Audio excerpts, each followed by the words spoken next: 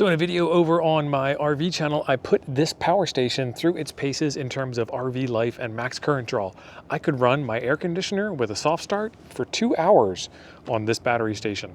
What I'm going to do now is see if there's any noise. If I can run an air conditioner for 2 hours, I can certainly run a 100-watt ham radio on it. And I did a little bit of math, and we're looking at almost 20 hours of POTA activation at 100 watts on this thing if it's RF clean. Let's take a look. Real quick specs on this thing. Pure sine wave AC output. It's controllable by Bluetooth app, multiple safety features. So short circuit, overheating, overcurrent, overvoltage, and more.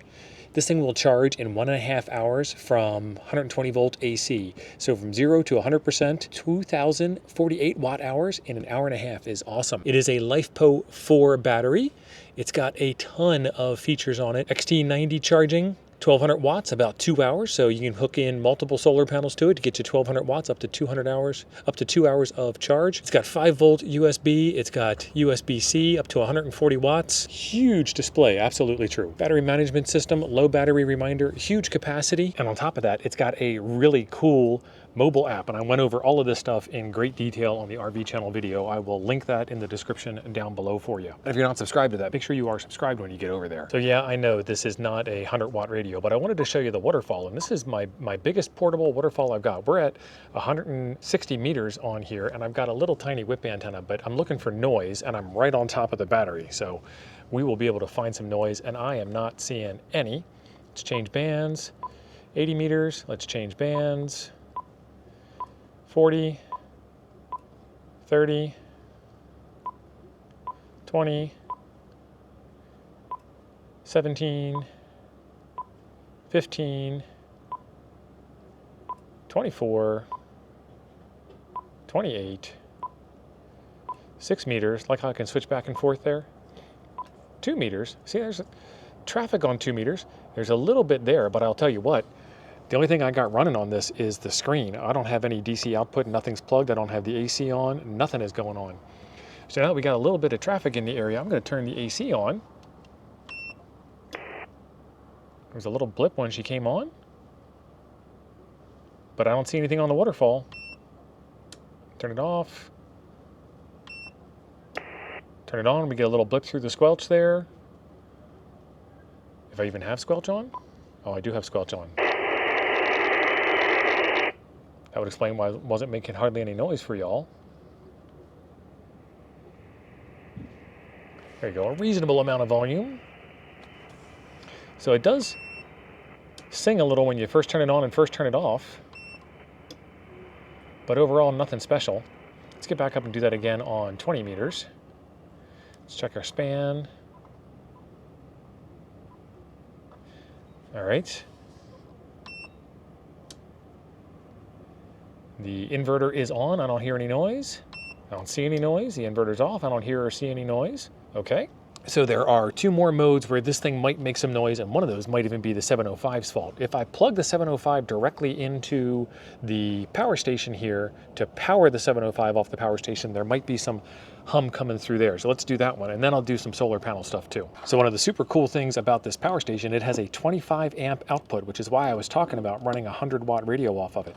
It's using an XT60 connector, so I have an XT60 cable here that will plug in, and then that goes to Anderson Power Poles, a ham's best friend, and then that goes to the 5525 for the 705.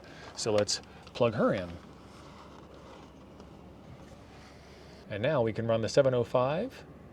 Oh, I have to turn it on first. And now we can run the 705 off of full external power, and it's charging the internal battery. So we've got the worst possible scenario. We're running a power station with powering the 705 through its external power plug. We're running the internal charger on the 705, and we're able to put out 10 watts, and I still don't see any noise. Let's go back to 2 meters. Okay, it's a little bit louder there. Let's turn off the DC power. DC power is off, and I see no change in the noise. DC power is back on, we're back to charging, and I still see no change in the noise. Let's unplug the cable. And I see no change in the noise. Let's turn off the DC port. Yep, nothing. Okay, that's looking pretty good. Let's do one more test with the solar panels. And what I've got is a single 100 watt foldable solar panel from All Powers. And I like this because it folds up to about the size of a football. It is super tiny when it's folded up and 100 watts when it's unfolded. Go long. The solar panel comes up here and terminates at an XT90. That's a big boy connector. And then that XT90 will go into there.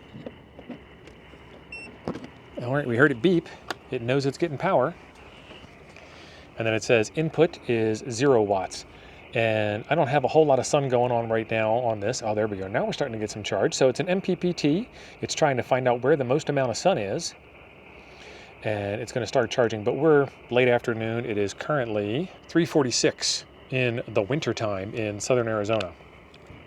So I think 4 watts is all we're going to get. But we are running the solar charge controller inside of the unit while running the DC output while looking at the waterfall. Let's take a look. See how it only lets me go to 50%? We're only running the internal battery. And there is our noise floor. And the reason why this looks different than it did earlier is because I had a different span on it. So if I bring this span down to 2.5K, it's back to being black. But I ran it up pretty wide for you guys.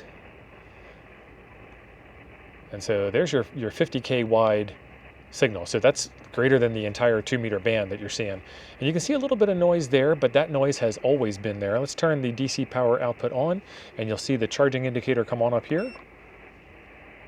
Oh, we're not plugged in. It helps if you plug it in. All right, plugged in. There's that battery charging indicator.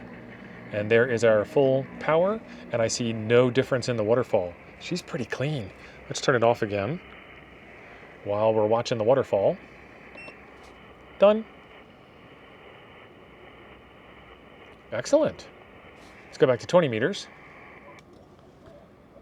20 meters is pretty quiet.